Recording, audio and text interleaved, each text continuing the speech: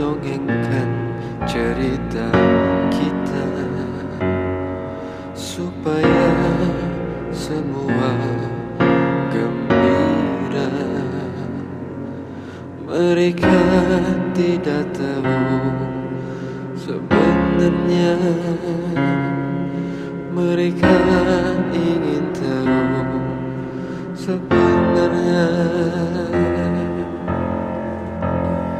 Ku hilang arah, tak tahu kemana perginya jasadku. Lelah ku rasa,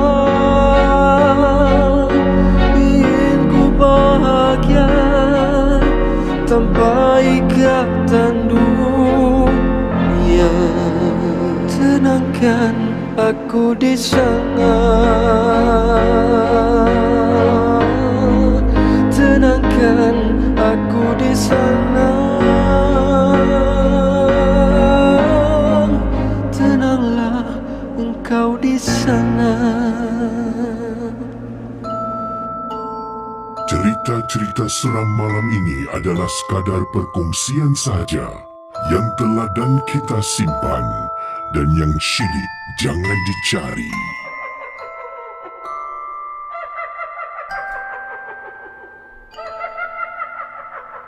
Selamat tengah malam kepada semua yang sedang menonton Malam Seram. Kita berjumpa sekali lagi. Casey kembali bertugas menemani anda pada tengah malam ini dalam Malam Seram secara live di YouTube channel Casey Champion. Dan terima kasih pada anda semua. Saya rasa bersyukur sangat hari ini ataupun semalam lah. Ini kita dah masuk hari yang lain. Jadi semalam 6 minit yang lalu, saya pun saluran Casey Champion dah pun mencecah 150,000 subscriber. Jadi terima kasih pada semua. Berikan tepukan untuk kita semua lah. Alhamdulillah. Terima kasih.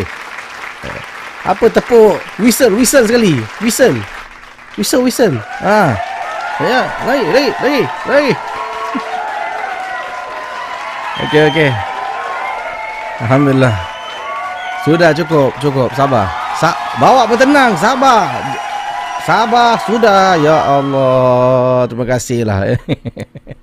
Dah sampai 150,000, lagi 50,000 untuk capai matlamat 200,000 subscriber. Terima kasih. Saya rasa saya tak boleh buat seorang. Ini semua adalah bantuan anda semua. Betul tak semua? Tahulah, ini saya tak bohong, ini cakap masjid. Okey, terima kasih pada semua. Alhamdulillah. Baik, pada malam ini dalam Malam Seram, saya akan selain daripada saya berkongsi kisah seram yang saya bacakan melalui email, dan kalau ada voice note saya akan cuba ketengahkan voice note kalau ada sebentar nanti. Tapi hari ini saya ada artis undangan, artis Singapura lah, juga merupakan seorang kawan, iaitu Shafaya, yang akan saya temu bual. Shafaya ni adalah seorang artis genre dia rock, dia abang-abang rock. Dia kalau boleh dalam kategori saya panggil rock kapak. Jadi kejap lagi kita akan temu bual Shafaya. Dia kalau dulu saya kendalikan rancangan Misteri jam 12 di radio dulu kan. dia bergabung dengan kumpulan Keraton dengan lagu Mimpi Duyung. Lagu tu memang selalu diputarkan sewaktu saya bertugas dahululah kendalikan MJ12. Jadi lagu penyanyi bagi lagu Mimpi Duyung tu, Syafaya akan saya temu bual untuk berkongsi pengalaman beliau pada malam ini. Dan satu lagi berita yang baik saya nak kongsi dengan anda. Kejap lagi lah saya akan beritahu anda semua. Tapi ada yang dah tahu mungkin sebab ada yang follow saya di social media. Jadi kita mulakan dengan kes yang pertama pada tengah malam ini dan akan saya berkongsi lagi berita-berita informasi yang lain. Terima kasih atas sumbangan super chat anda. Alhamdulillah baru masuk sumbangan super chat daripada Anjat Boboy. Selamat bertugas pada Casey dan mereka-mereka yang bekerja di Frontline Expo. Semoga kami semua dilindungi dari wabak COVID-19. Ya, jumlah COVID-19 ni dah terlalu tinggi ya. Yang tertinggi di mana saja di dunia ini yang terjejas dengan COVID-19. Terima kasih juga atas sumbangan super chat. Sekali lagi Anjat Boboy, terima kasih sumbangan super chat untuk Malam Seram. Terima kasih pada Sazali Hussein, sumbangan super chat juga untuk Malam Seram. Terima kasih pada Felia 15 atas sumbangan super chat untuk Malam Seram. Be Sweet, terima kasih sumbangan super chat untuk Malam Seram. Jadi saya akan teruskan kisah pertama pada tengah malam ini. Ini adalah pengalaman berkenaan dengan nama penuh kita tahulah, Cik Kak, Cik Pun, Punti-Punti, apa lagi, dan banyak lagi nama-nama yang lain. Dan inilah kisah tentang Cik Kak yang ingin saya ketengahkan dalam Malam Seram. Anda sedang mendengar podcast dan YouTube cerita-cerita seram bersama dengan Casey Champion dalam Malam Seram.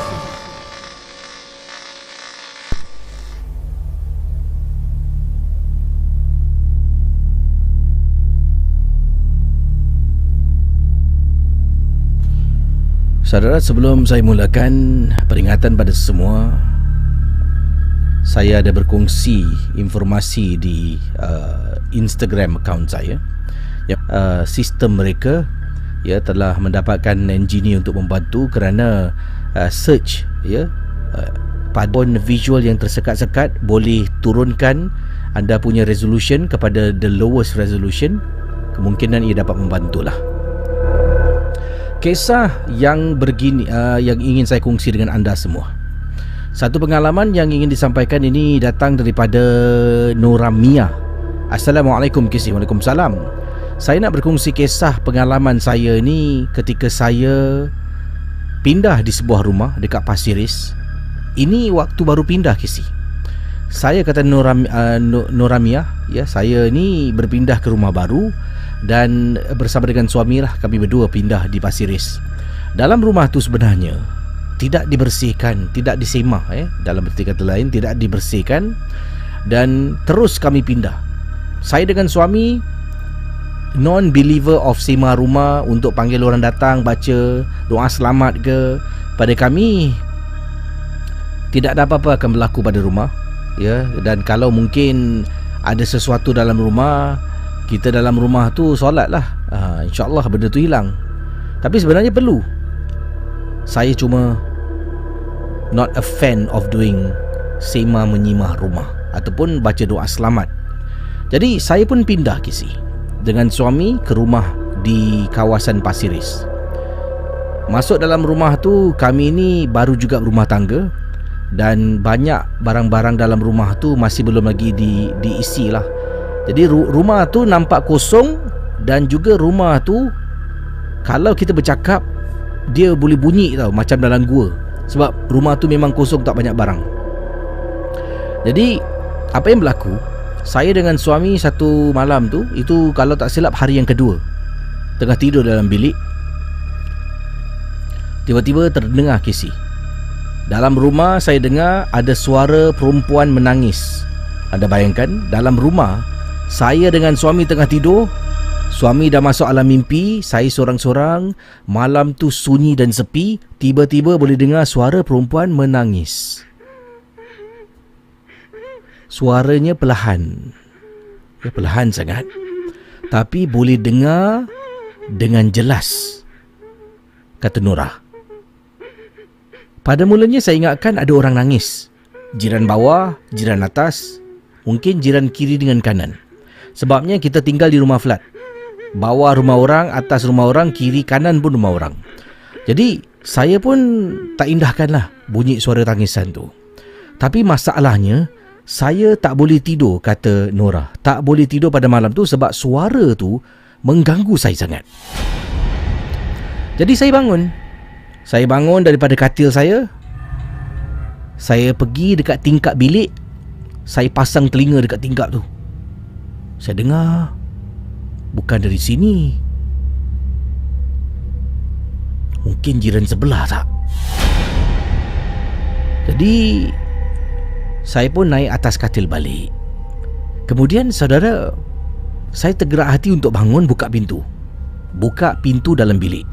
Ingat rumah saya ni tak ada barang. Ruang tamu kosong, tak ada barang. Jadi bila cakap, bila orang bergerak, bila benda jatuh, ada echo. Dalam bilik saya je yang ada barang, iaitu katil, ada TV, ada lemari. Dekat kitchen cuma ada peti ais dan mesin basuh. Lain semua belum ada lagi. Pinggan mangkuk pun belum beli. Maklumlah Casey, tengah bajet, baru pindah rumah, baru kahwin. Jadi perlahan-lahan lah kita akan membina rumah ni.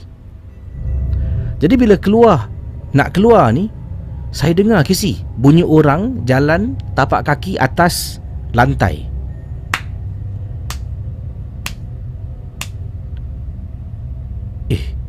Macam mana bunyi orang berjalan dalam rumah aku ni?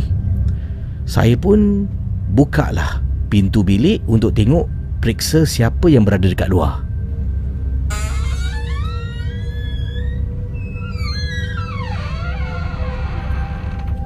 Saudara para penonton Malam Seram, bila saya sampai dekat luar, Casey, yang bunyi, saya nampak ada perempuan, dia merangkak dan terus masuk dapur. Jadi bila saya nampak waktu tu, perempuan tu badannya dah setengah badan masuk dapur, Casey. Jadi bila saya buka pintu, nampak orang merangkak terus masuk dapur tu. Astaghfirullahalazim. Apa tu?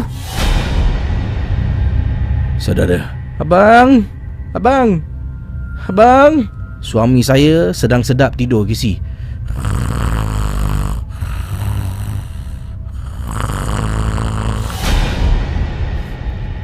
Saya pergi dekat suami. Abang, bangun bang. Ada apa? Bang, apa? Rumah kita ada orang masuk, bang. Hah? Mana? Perompak? Tak. Saya nampak ada orang merangkak pergi dapur, bang.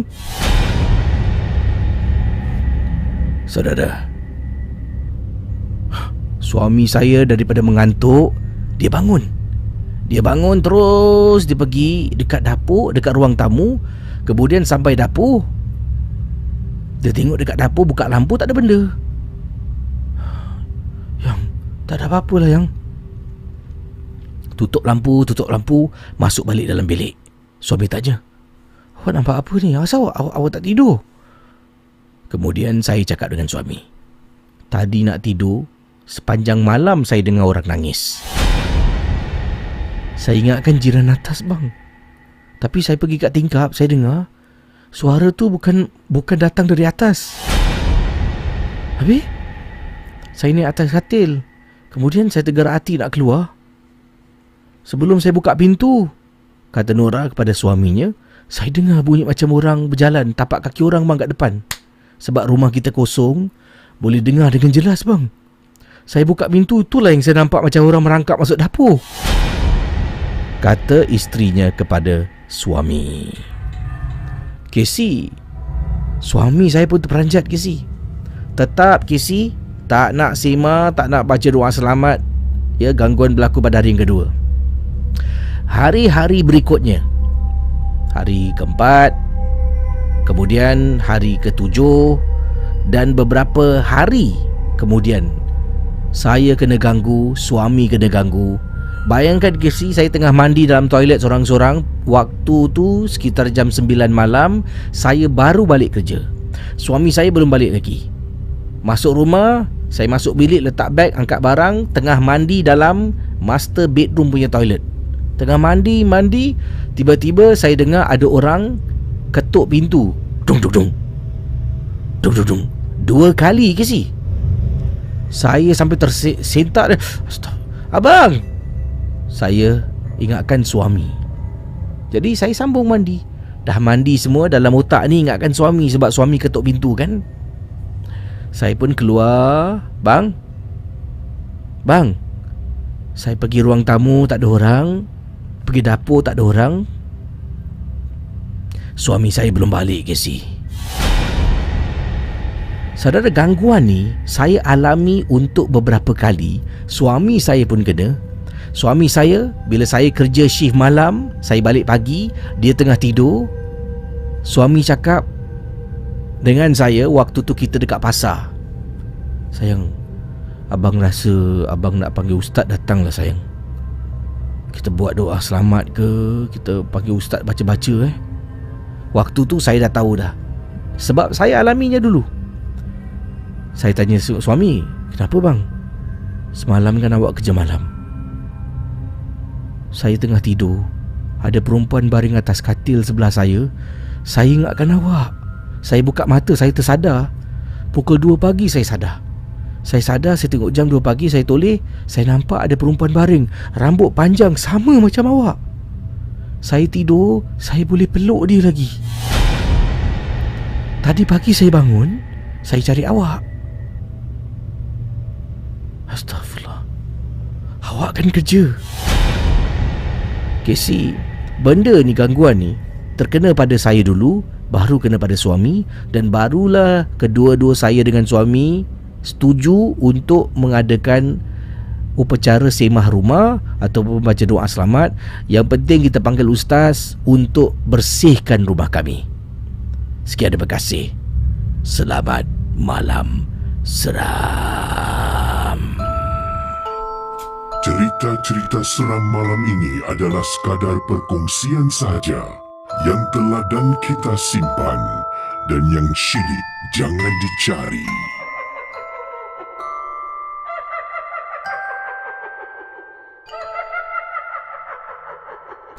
Itu dia yang berkongsi kisah, Nora Mia yang berkongsi pengalaman dalam Malam Seram. Okey, kisah di Pasir Ris. Ingat, Malam Seram adalah sebuah rancangan hiburan, rancangan kita bersantai mendengar kisah seram, sama ada benar ataupun tidak pasti. Tapi jangan mudah kita percaya. Anggaplah seperti menonton filem seram, membaca novel seram, tidak lebih dari itu. Sekiranya ia kemungkinan boleh berlaku, ia boleh berlaku, dan anggaplah mungkin dia dapat dijadikan sebagai satu iktibar ya. Yang ini daripada pengirim kita, terima kasih pada Brate Salmino. Katanya Casey memang pro bila Pat buat suara orang berdengkur.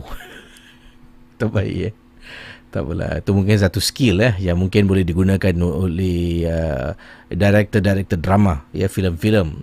Saya rasa Hollywood kalau panggil saya bagus. Dia panggil saya, orang datang macam tengok, respect lah ni. Ini sound effect dengkur.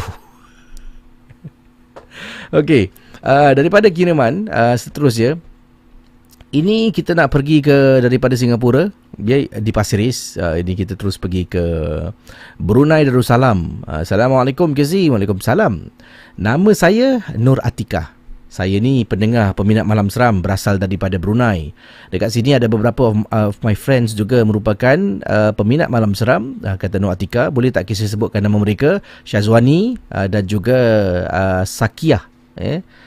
Sakia dan Syazwani adalah kawan rapat saya yang juga suka mendengar Malam Seram.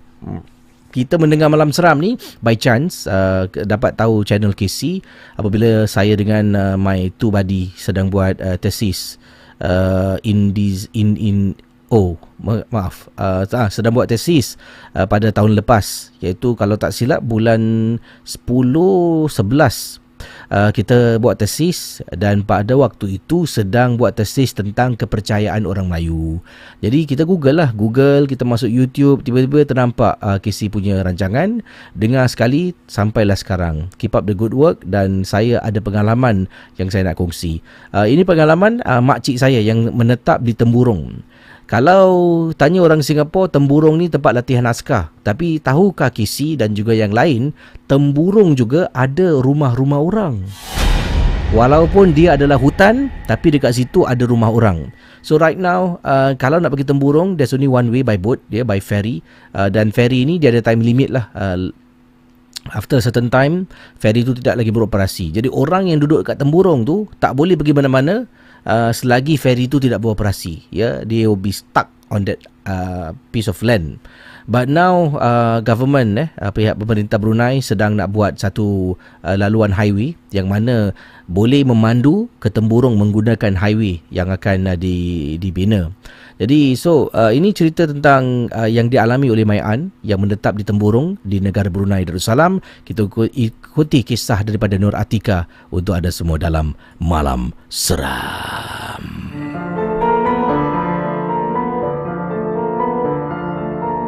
Malam Seram adalah sebuah podcast dan YouTube cerita-cerita seram yang disampaikan oleh Casey Champion. Jangan mudah percaya.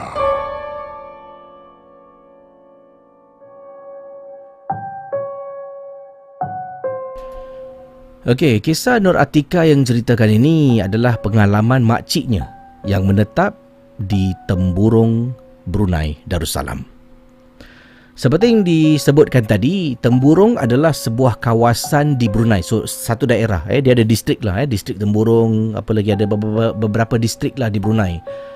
Dan katanya, Temburong ni sebahagian besar adalah hutan. Dan memang situ, sebahagian daripada hutan Temburong ni dijadikan tempat latihan. Latihan askar, gabungan, kadang-kadang askar Brunei dengan Singapura akan adakan latihan bersama. Jadi Temburong, kalau tanya orang-orang askar, mereka kenal tempat ni. Tapi tahukah anda, di Temburong juga ada rumah. Rumah-rumah ini, owner-owner rumah Temburong ni, kalau mereka nak pergi ke pusat bandar, mereka kena naik bot dan terus memandulah pergi ke pusat bandar ataupun menaiki kenderaan. Dan bot ini beroperasi pada waktu tertentu. Malam dah tak ada bot kesi. Malam jangan harap. Jadi siapa yang tinggal dekat Temburong tu, dekat situ je lah. Dia akan berada di kawasan Temburong tu sampailah keesokan pagi bila bot mula beroperasi. Jadi saudara, makcik saya pernah berkongsi pada waktu malam, dia sedang duduk di bahagian ruang tamu rumahnya. Sambil tu dia sedang menonton televisyen. Dan kebetulan di kaca TV pada waktu itu adalah rancangan seram. Saya tak ingat cerita apa yang makcik saya pernah ceritakan. Dia kata tengah tengok horror movie lah di kaca TV. Dan waktu tu juga dia dengan suami dan anak bertiga. Dia ada 3 orang anak. 2 orang anak dah ada dekat atas, mungkin dah tidur. Seorang dekat bawah, anak bongsunya dengan Mai An, dengan juga my uncle, my pakcik. Jadi sedang menonton filem seram. Dan setengah jalan tu si anak bongsu ni takut. Dia kata, Mama takut, tak nak tengoklah, nak naik atas. Kemudian dia minta my aunt temankan dia naik atas. But then my uncle cakap, tak apalah, abang nak tidur, biar abang naik atas dengan dia. Jadi my uncle, my anak saudara ni, my saudara, my uncle, my saudara naik atas tidur.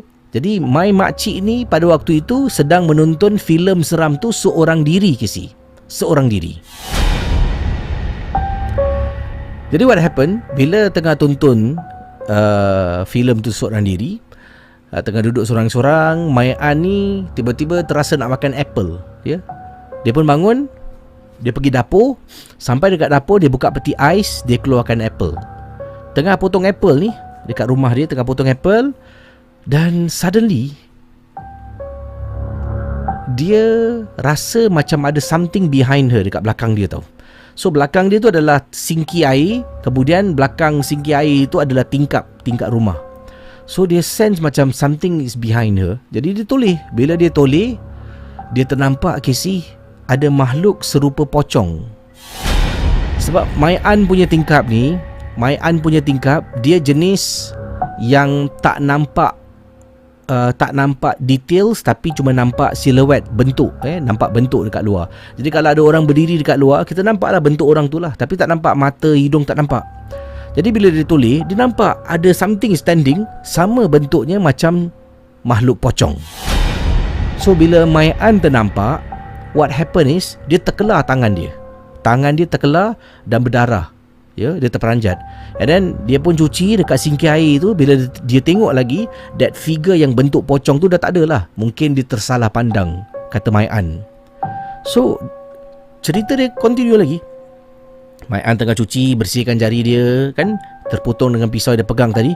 Dia bersihkan dengan air mengalir. Okey. Kemudian dia ambil tisu, dia tekap dekat jari dia. So Mai An ambil apple tadi, dah basuh sikit, dia pergi depan duduk continue to watch the horror film. Masalahnya ni, Mai An dah nampak benda tu, tapi dia tetap nak menonton cerita seram tu. Dia duduk sambil tu dia makan apple. Dia makan apple, duduk tengok. Dan suddenly, see, Mai An dengar suara macam orang beri salam. Suara dia amat menyeramkan. Kata Mai An, suara dia agak kasar dan garau, dan kemudian melerit panjang sangat cara benda tu beri salam. Contoh kemungkinan Assalamualaikum.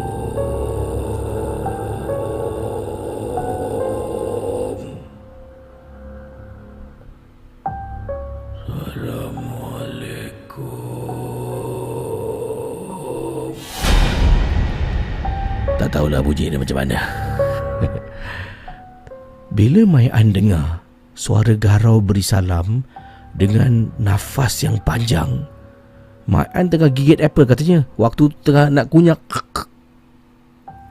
Mai An berhenti, letak apple tu dekat atas. Kemudian dia naik atas ke bilik dia nak tidur.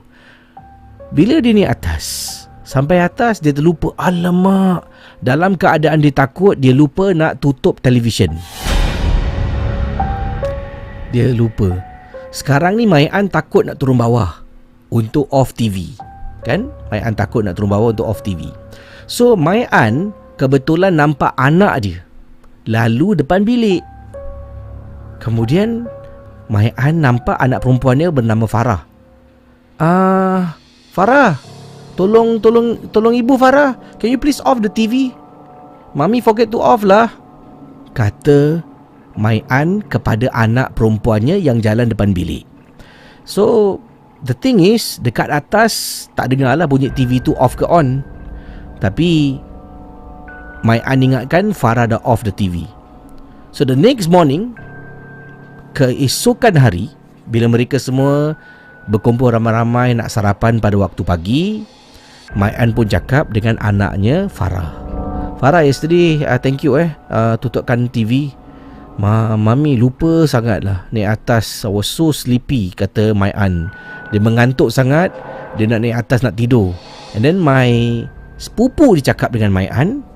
Dia kata, off TV? What TV? Yesterday Farah kan jalan depan bilik Mami. Mami said suruh tutup TV, kan? Mami, kata anaknya, yang dia tak bangun pun semalam dan dia tak lalu pun depan bilik Mami. Kenapa dia nak perlu lalu depan bilik Mami? Sedangkan kalau dia keluar biliknya, kalau nak pergi toilet, toiletnya kena belok kiri. Nak lalu depan bilik Mami, kena belok kanan. I was not awake. Saya tak bangun semalam. Kemudian Mai An diam. No lah, I saw you. Semalam I nampak tau, Farah jalan depan. Maybe you didn't hear me right. No, Mami. Cakap, saya tidur. I was asleep all the way sampailah waktu pagi ni. Dan Mai An diam.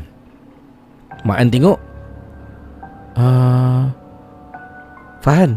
Fahan tutup TV semalam? No. Dia tanya anak bongsu dia, you tutup TV semalam? No. Dan siapa yang off TV Jeng jeng jeng. Cerita-cerita seram malam ini adalah sekadar perkongsian sahaja yang telah dan kita simpan, dan yang syilid jangan dicari.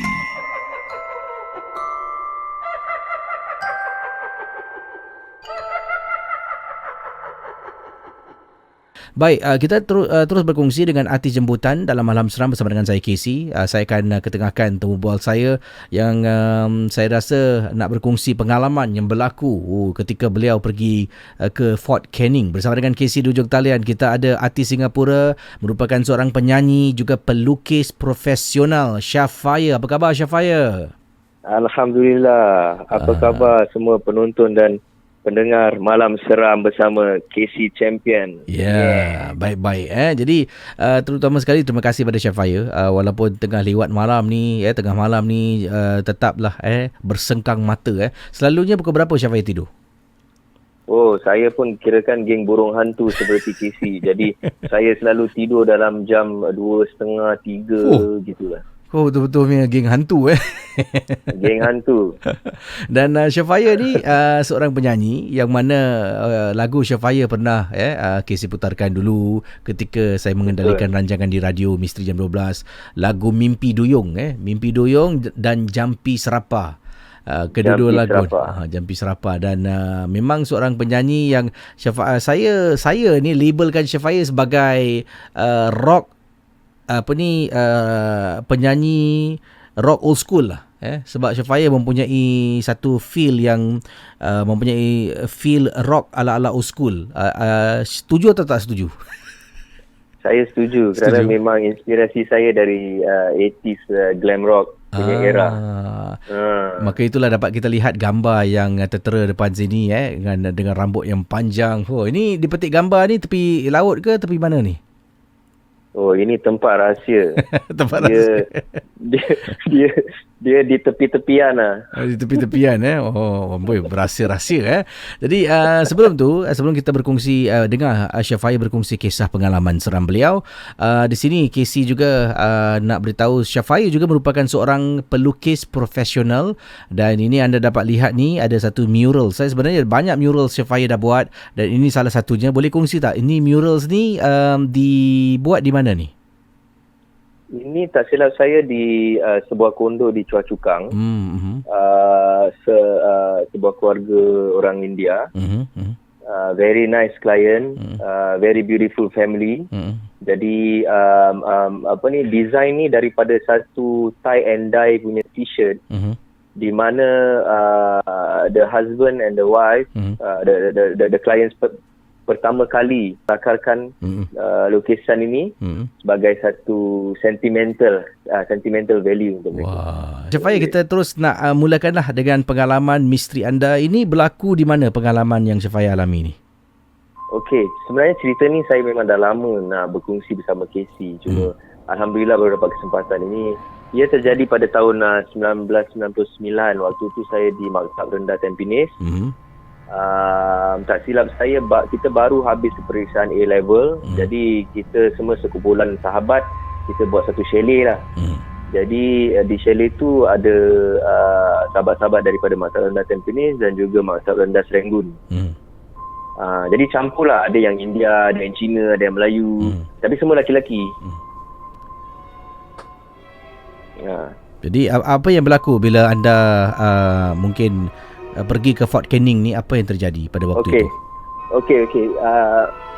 Sebelum tu saya nak cakap, kalau ada para pendengar ataupun penonton di luar sana yang pernah mengalami peristiwa yang sama, boleh berkongsilah bersama Casey. Jadi kerana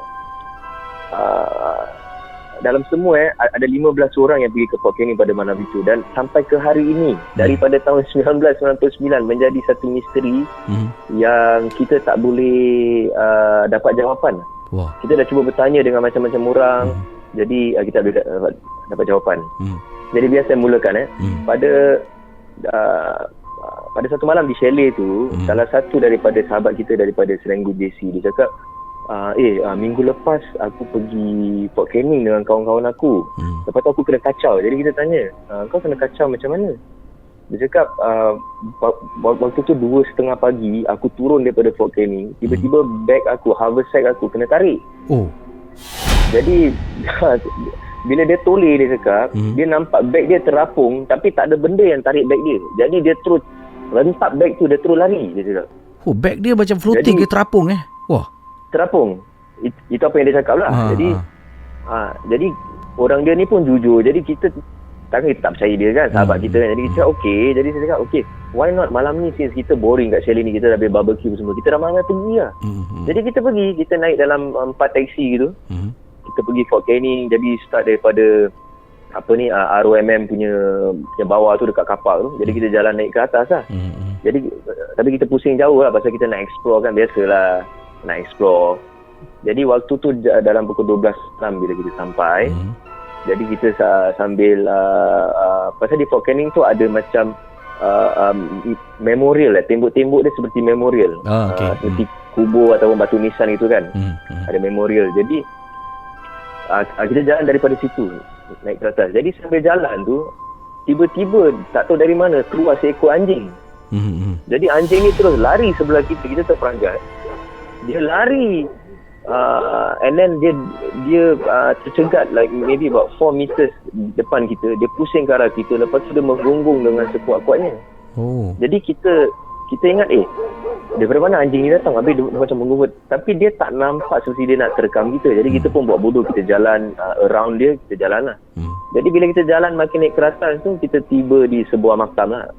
Sesiapa yang biasa pergi Fort Canning tahulah kat atas tu ada satu makam. Jadi bila kita sampai dekat depan makam tu, kita belum masuk lagi dekat sebelah dalam. Kita baru naik di atas tangga tu. Jadi anjing ni kejar kita lagi. Dia terus masuk ke daerah makam. Dia pusing ke arah kita. Lepas tu dia gonggong kita sekuat-kuat tidak. Seperti macam dia tak nak kita masuk dalam makam tu. Okey. Jadi kita kalau siapa yang dah biasa pergi, memang daerah dalam makam tu ada tempat boleh jalan dan kita pun boleh jalan dekat perimeter makam tu. Jadi Syafaya ni minta maaf, niat berada dekat kawasan tu nak pergi jalan ke makam tu apa ke sebenarnya? Nak adventure ke atau memang nak lalu kawasan tu? Tak, pasal kita nak lalu kawasan tu. Pasal yang tempat yang kawan kita kena kacau tu is dekat sebelah bawah makam tu on the other side. Jadi kita nak kena naik pass by the makam and then go down the other side, on the other side of the hill, baru kita sampai kat tempat yang dia kena kacau tu. Okey, faham.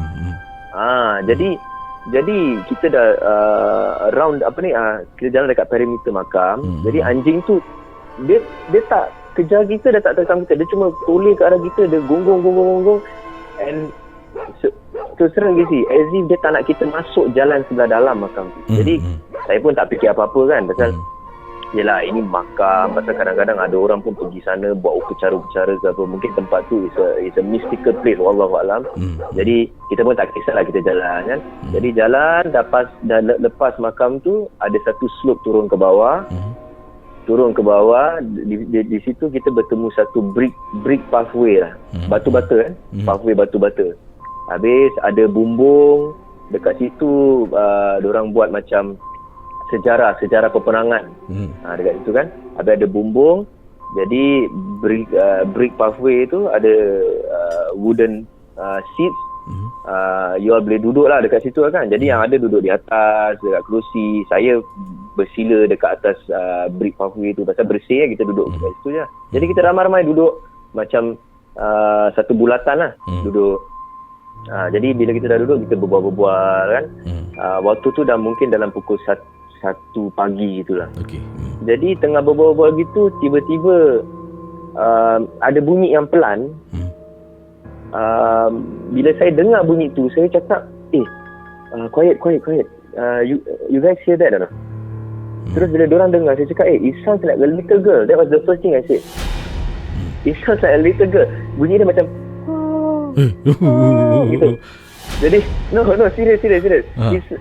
Dia kalau dengar betul-betul bukan macam perempuan kan. Yalah. Tapi it's like a girl humming sound. Jadi bila kita semua senyap dan bila kita dengar, it sounds like a cat actually. Itu macam kucing nak mengawan or something like that, right? Okay. Dia macam contoh macam ni bunyi macam mana? Macam ni bunyi kucing. Yes, tapi itu dia lebih mendayu lah. Jadi dia lebih ke arah manusia. Jadi macam kita pun confused lah kan. Jadi saya pun tak nak diorang takut. Pasal yang ada memang lepas semangat lah kan. Jadi saya cakap yang berani cuma saya lagi 2 dengan 1 tu rugby captain, jadi dia tu beranilah, jadi okey. Jadi saya cakap no lah, maybe it's just a cat, saya cakap mungkin kucing lah kan. Jadi bila kita dengar, okey, bunyi ni datang daripada mana, saya tanya. Jadi dia datang daripada belakang tempat duduk tu. Bila kita tengok belakang tempat duduk tu, dia dah lereng bukit. Okey. And bukit tu menjunam ke bawah, ke tempat yang gelap, kirakan pitch black gelap. Jadi bila kita tengok, kita jenguk-jenguk tengok kan, kita tak nampak kucing. Dan kita tak nampak kan, kalau dalam gelap, kucing kalau tengok kita, dia punya mata akan bersinar kan. Jadi kita pun tak nampak apa-apa. Jadi saya cakap, okey tak apa, buat wudu je kan. Jadi bunyi tu pun hilang. Jadi kita continue berbual. By that time dah nak masuk pukul 2 pagi, kita berbual kan. Angin dah makin sejuk, so it's starting to get a bit creepy lah. Macam dah senyap, bunyi-bunyi kat pokok semua dah tak ada, angin tak tiup. Jadi okay, kita buat. Terus tiba-tiba dekat atas bumbung ada macam benda ketuk. Tek tek tek tek tek tek. Jadi saya cakap, ni bunyi apa ni saya cakap. Lepas tu dia dah ketuk tek tek tek.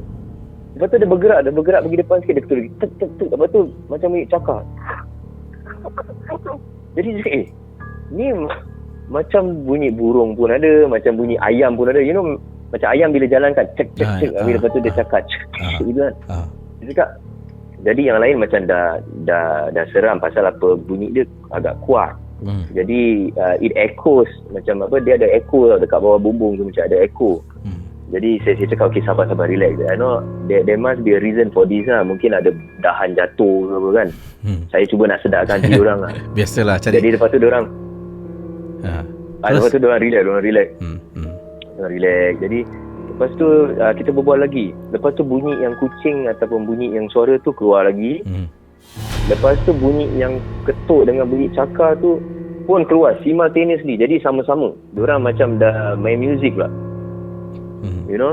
Jadi kita macam dah alamak, tak tahu mana satu nak fokus tau. Kat belakang, dekat bawah bukit ke, dekat atas bumbung ke, bunyi ni macam dah makin membingit kan.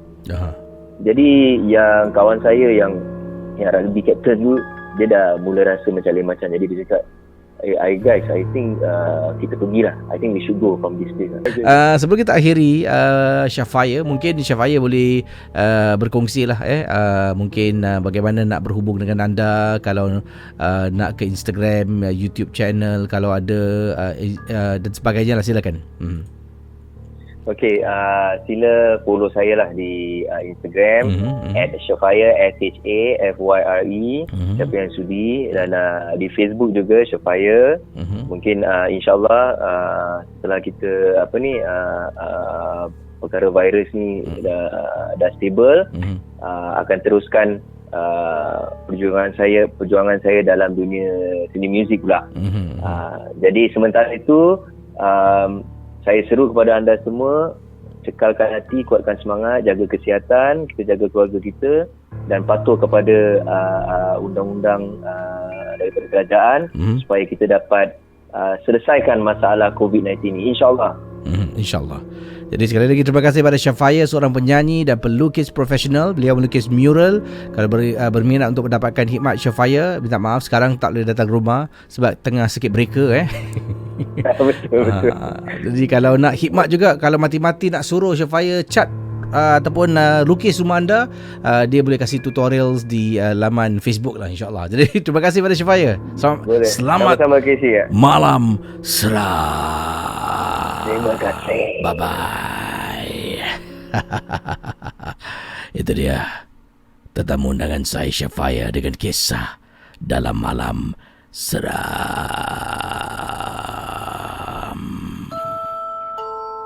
Cerita-cerita seram malam ini adalah sekadar perkongsian sahaja yang telah dan kita simpan, dan yang syilid jangan dicari.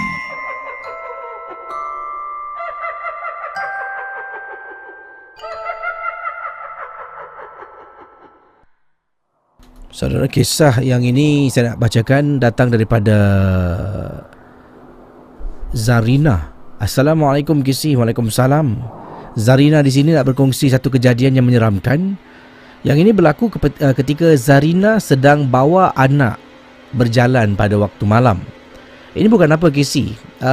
Sedang tunggu suami balik kerja, Zarina dengan anak di rumah. Suami akan balik sekitar jam 10 malam. Jadi Zarina pun turun ke bawah. Depan rumah Zarina di kawasan Bedok ni, dia ada satu play park. Dia ada macam satu taman permainan lah untuk kanak-kanak. Jadi Zarina pun bawa lah anak pergi main dekat play park tu. Kemudian sambil tunggu suami untuk pulang. Masalahnya suami dah sampai dah. Dan suami tak tahu yang Zarina dekat bawah dengan anak-anak. Suami tak tahu Zarina dekat bawah dengan anak-anak, nak surprisekan suami, jemput dia daripada bawah. Jadi bila suami sampai, Zarina ingatkan Zarina akan perasan yang suami dah sampai. Jadi tengah main dengan anak, suami sebenarnya dah balik.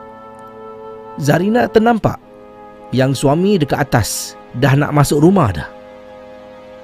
Jadi Zarina tengok suami dekat atas depan pintu rumah, sebab play park tu betul-betul depan rumah Casey.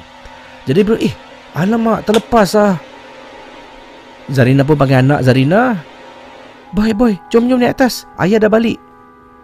Kita nak surprise dengan dia, kita pula yang kena surprise.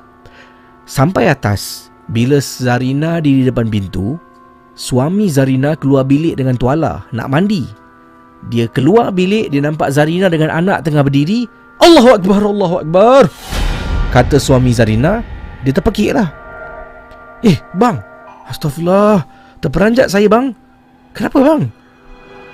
Suami macam tercegat tau. Kemudian suami tengok belakang, tengok Zarina, tengok belakang lagi. Kemudian dia tanya, awak dari mana ni? Bila awak keluar?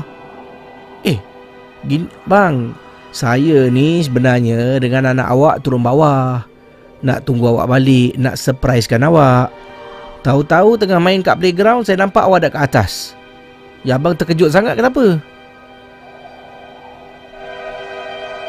Suami diam. Tak ada apa-apa lah. Tak ada apa-apa. Suami toleh balik tengok bilik Casey. Kemudian suami mandi. Dipendekkan cerita. Malam pun tiba, anak dah tidur, Zarina pun atas katil dengan suami dah nak tidur. Kemudian suami cakap, Yang, apa? Tadi yang abang terperanjat tu, sebenarnya bila abang balik kerja, dalam bilik abang nampak awak tengah baring dalam bilik dengan Syafiq. Syafiq tu anak saya lah. Saya dah nak masuk tidur dah. Suami balik nampak si pejam mata tengah baring. Pejam mata mungkin tengah tunggu saya balik, tengah tunggu suami balik. Jadi suami tak nak kacau. Jadi suami masuk dalam, ambil tuala nak mandi. Bila dia nampak saya dengan anak tengah tidur, dia pun keluar bilik. Itulah bila dia keluar bilik, dia nampak saya depan pintu rumah. Dia Allahu Akbar, astagfirullah. Dia terperanjat. Kata suami pada saya. Jadi Zarina cakap, abang, lain kali jangan bilang saya bang benda-benda macam ni.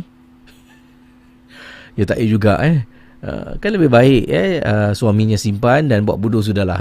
Buat tak tahu je lah. Sekarang dah beritahu isteri, dah pergi tegur. Macam mana Cerita-cerita seram malam ini adalah sekadar perkongsian sahaja yang telah dan kita simpan, dan yang syilid jangan dicari.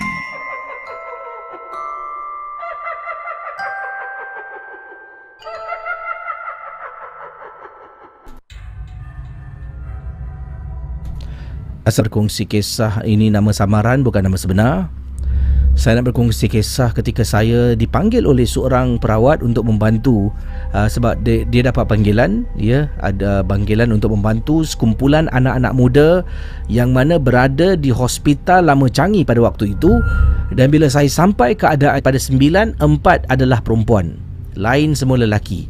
Dan keempat-empat perempuan ni dalam keadaan dirasuk. Changi Hospital bahagian atas. Sampai atas, bila datang, dengar Casey, dekat bawah bila park kereta dah dengar Pak Rashid naik ke atas, anak saudara kepada Pak Rashid. Dia telefon merayu dalam keadaan ketakutan, minta tolong Pak Rashid. Keempat-empat lelaki tu berdiri jauh daripada yang perempuan sebab mereka semua rasa takut. Jadi bila sampai, Pak Rashid tanya, Rul, mana yang kena rasuk tu? Diorang kat dalam ward. Korang tinggalkan Korang tinggalkan dia kat sana. Kita takutlah cik, kata budak ni. Astaghfirullahalazim. Kalau jadi apa-apa dengan budak-budak tu? Semua diam. Saya dengan Pak Rashid pergi. Casey, bila sampai dekat ward tu, dia ada pintu masuk dalam. Keempat-empat tengah duduk bersila atas lantai sambil bermain rambut, Casey. Rambut. Rata-rata pelajar-pelajar ni ada rambut panjang. Dia main rambut, duduk, sambil tu dia hayun badan dengan belahan kiri dan kanan. Keempat-empatnya dalam keadaan yang sama. Bila masuk dalam, nampak keadaan macam tu, saya terperanjat lah. 4 Casey. Anak orang, 4 orang. Cuba bayangkan, kalau pelajar ni tak kenal dengan Pak Rashid, macam mana nak berikan bantuan? Takkan nak tinggalkan keempat-empat pelajar ni. Jadi saudara, menurut kisah yang dikongsi, ya, kita sambung kisahnya dalam Malam Seram. Sekejap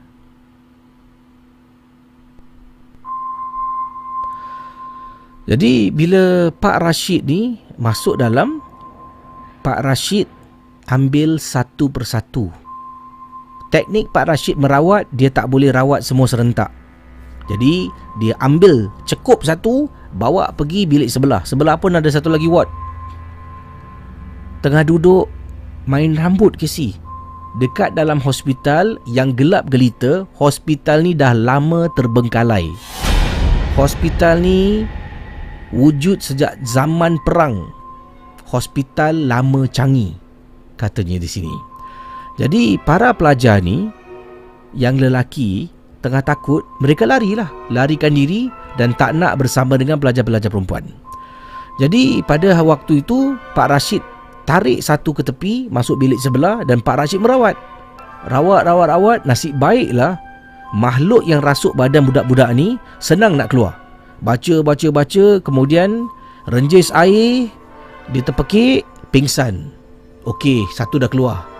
Tarik satu persatu ke si. Nasib baik, cara yang mudah. Ni dah habis rawat, bawa dia pergi keluar. Tak boleh campur ke si, dia akan transfer. Jadi Pak Rashid bawa satu lagi. Yang lain, dia suruh jaga budak-budak ni. Ada 5 lelaki ke si, tak ada satu pun yang boleh harap. Jadi 5 lelaki, yang 2 disuruh jaga pelajar-pelajar yang belum lagi mendapat rawatan. Yang 2 tu, bila yang nak pilih 2 untuk masuk dalam jaga, saya macam nak tumbuk je. Betul. Sabar bang, betul memang marah. Saya rasa macam nak tumbuk je. Kerana bila Pak Rashid suruh, engkau dengan kau jaga ni, kita dekat sebelah. Tak nak, kenapa mesti saya? Suruh dia lah. Dia punya idea, suruh datang sini. Takut ke si? Semua takut. Sampaikan saya cakap, engkau kalau tak nak, aku tumbuk. Barulah mereka masuk. Itu pun bising lah. Maki hamun sampai Pak Rashid marah ke si. Jadi dia jaga lagi 3. Yang dah dirawat tu, 3 tu bawa turun bawah. 1 kena stay dengan yang dirawat, 2 naik balik. Ambil satu lagi. Sampailah ke-4 semua dah dirawat. Benda ni, kata Pak Rashid, dia rawat, dia keluar senang. Kadang-kadang dia boleh masuk balik. Habis semua, Pak Rashid cakap, semua kata semua turun. Dia gunakan perkataan B, semua kasar sikit lah. Semua dia, Pak Rashid tengah marah. Marah. Okey, saya lakonkan watak Pak Rashid lah. Jadi Pak Rashid dah rawat semua. Budak-budak perempuan dekat bawah kan.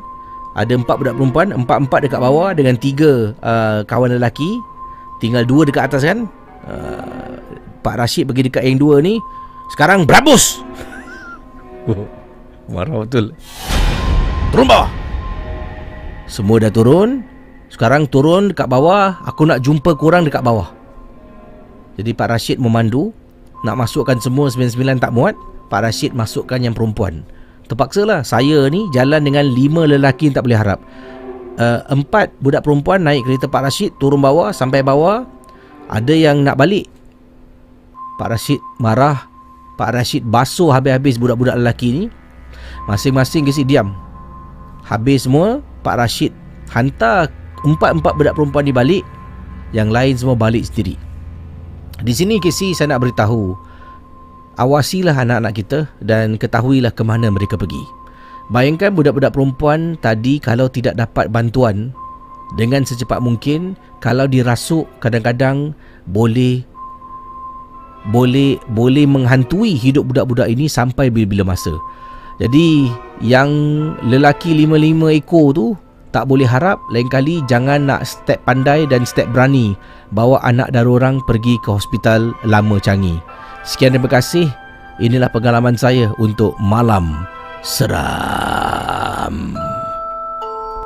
Cerita-cerita seram malam ini adalah sekadar perkongsian sahaja yang telah dan kita simpan, dan yang syilid jangan dicari.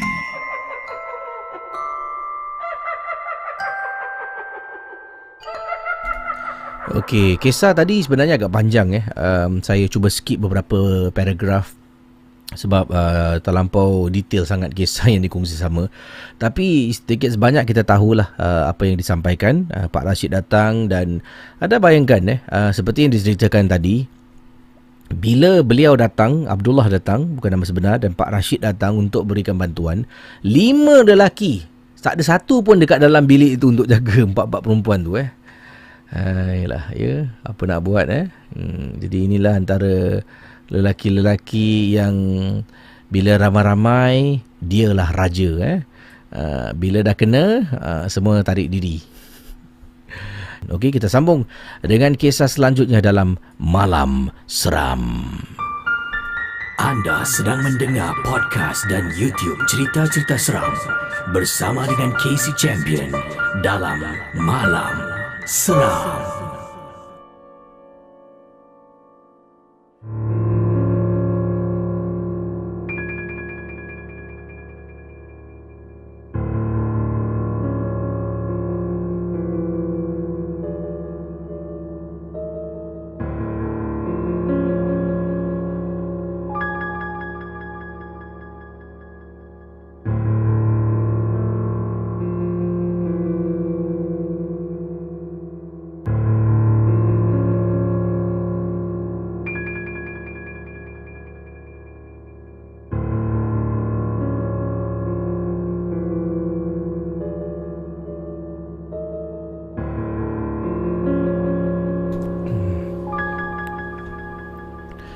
Okey, saya tak dapat cari email tu. Saya tak pasti sebab tadi ada notification yang saya ada email tu. Notification kan selalu depan dia tunjuk title sikit kan. Ternampak macam interesting ni Saya tak klik lah. Saya baca cerita dulu kan. Tiba-tiba hilang pula. Mungkin ada lah hilang dalam email saya. Nanti insyaAllah kalau jumpa saya akan cuba bacakan. Sebelum tu yang ini kiriman daripada Supaat. Assalamualaikum Bro Casey. Waalaikumsalam. Nama saya Supaat. Saya adalah peminat Malam Seram berasal dari Melaka. Oh, orang Melaka Dan kisah saya ni kalau Casey dapat kongsi dengan geng momok yang lain dalam Malam Seram, ketika saya dengan isteri saya berada dekat salah sebuah salon. Jadi saya temankan isteri saya lah untuk buat rambut. Jadi waktu tu dah malam ke si isteri buat sengaja buat temu janji dekat salon tu pada waktu malam supaya habis bila sebelum salon tu tutup, isteri saya adalah tetamu pelanggan yang terakhir lah. Jadi datang, salon tu tutup pukul 9 malam ke si. Isteri buat temu janji tu 8.30. Jadi lazimnya dia akan makan masa 1 jam, dalam 9.30 akan habis. Saya dengan isteri saya pergilah dekat salon tu di kawasan Melaka Central. Jadi sampai dekat salon tu, isteri saya pun masuk dekat dalam. Kemudian saya pergi keluar sekejap untuk merokok lah. Masuk balik, isteri masih lagi sedang buat rambutnya. Tiba-tiba Casey, apa yang berlaku? Saya ternampak depan pintu salon ni ada seorang perempuan tengah diri tau Casey. Dia tengah berdiri depan pintu. Jadi saya tengok dia tengok dalam. Yang dekat dalam ni pula isteri dengan yang tukang gunting rambut isteri saya ni, dia sedang seronok berborak, sedang seronok berbual dengan isteri saya lah, berbual-bual ketawa. Saya ni tengah duduk, nampak depan jelas Casey, depan pintu salon tu, pintu kaca tu nampak ada perempuan tengah diri. Saya pun boleh angkat tangan, saya tunjuk tutup. Tangan saya angkat, saya beri isyarat lah salon dah tutup. Tapi perempuan ni masih berdiri tegak Casey. Masih berdiri tegak depan pintu salon. Saya pun macam Tiba-tiba perempuan ni diri. Saya tunjuk hand sign lah, tutup. Saya tunjuk jam tutup. Jadi apa yang berlaku, dia tak bergerak ke si, masih berdiri depan salon.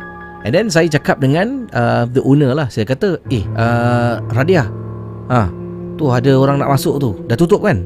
Dah tutup.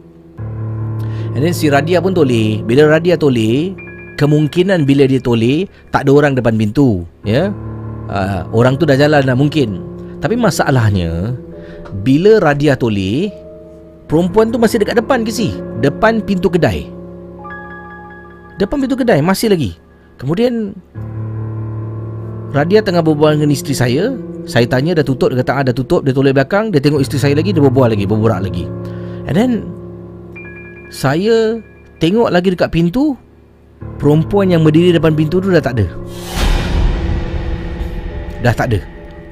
So, dipendekkan cerita, isteri saya pula lepas dia anu rambut tu kena shampoo kan, dia kena pergi dekat kawasan cuci rambut. Kawasan cuci rambut ni belakang tembok ke si. Jadi sini tempat untuk gunting rambut, untuk buat treatment. Kemudian pergi sebelah belakang tembok tu tempat cuci rambut. Jadi isteri saya bangun dengan owner kedai ni pergi dekat belakang tembok cuci rambut. Perempuan tu datang balik ke si, masih berdiri tercegat depan pintu salon. Saya dah tak sedar hati ni. Dia ni degil ke apa ni? Orang cakap dah tutup ni. Saya, Casey, bangun. Saya bangun, beranikan diri, pergi depan pintu. Ya, saya nak pergi depan pintu ni. Saya tengah bangun, tengah jalan, bergerak menuju ke arah pintu salon. Kau tengok dia hilang. Kemudian Radia ni cakap dengan isteri saya, tunggu kejap Radia pun jalan pergi dekat pintu. Dia tolak pintu, dia tengok luar kiri kanan. Dah balik kan lah, tak ada orang pun. Radia masuk balik, anu rambut isteri saya. Radia, dia datang balik, kata saya kepada Radia. Saya cakap, perempuan tu datang balik. Radia toleh, mana dia? Dah, jangan layan lah. Casey, sekarang masalahnya Radia dah tak nampak. Saya berdiri, saya pergi dekat Radia. Saya kata, dia, sekarang aku nak cakap dengan kau. Kau toleh sekarang, kau tengok dekat pintu, kau nampak tak ada orang? Radia toleh, tengok saya, tak ada orang. Kenapa? Saya diam. Sebab saya nampak ada orang, Casey. Saya nampak depan pintu tu ada orang. Diam lah. All the way saya duduk, saya tengok sebelah kanan pula.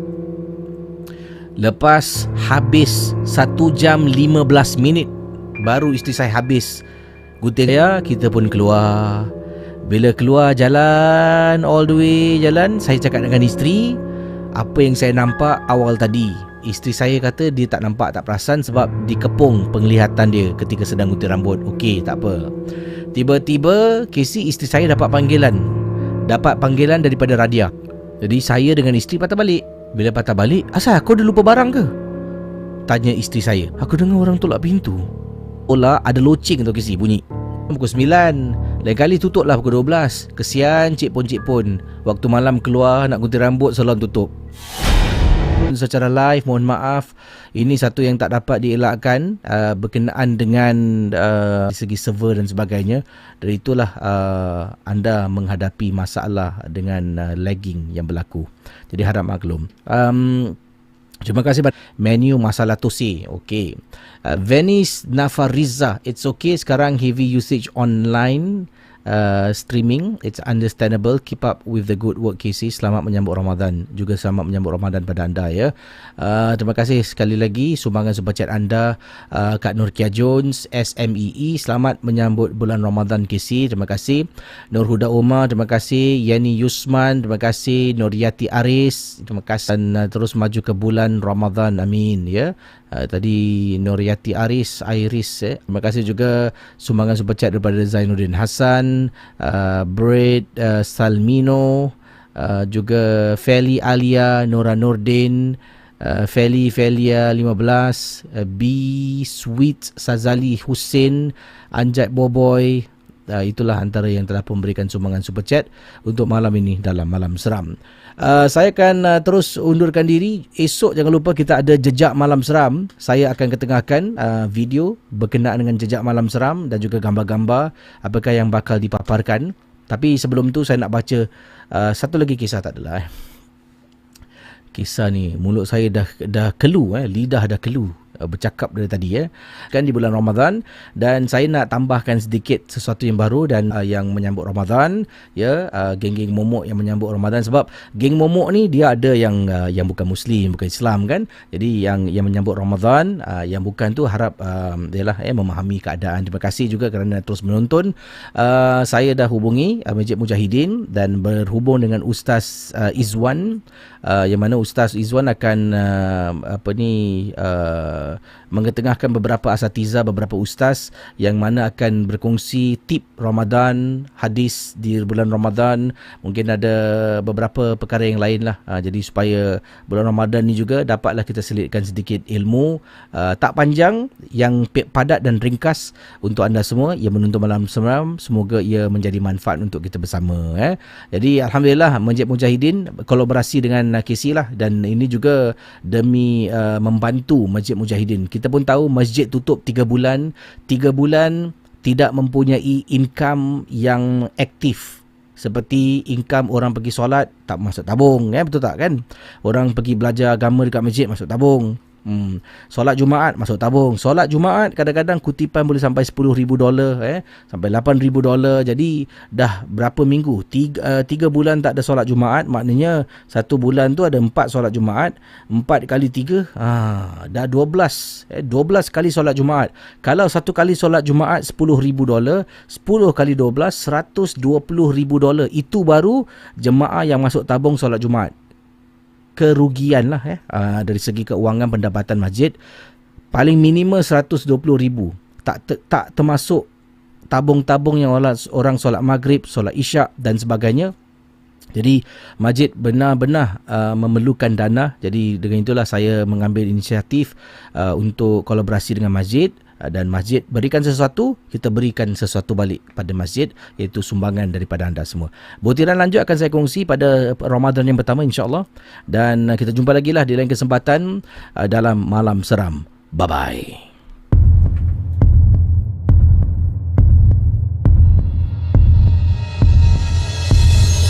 Terima kasih kepada anda yang sudi mendengar Malam Seram, sebuah podcast dan YouTube cerita-cerita seram yang dikongsi oleh KC Champion. Kita jumpa di lain episod.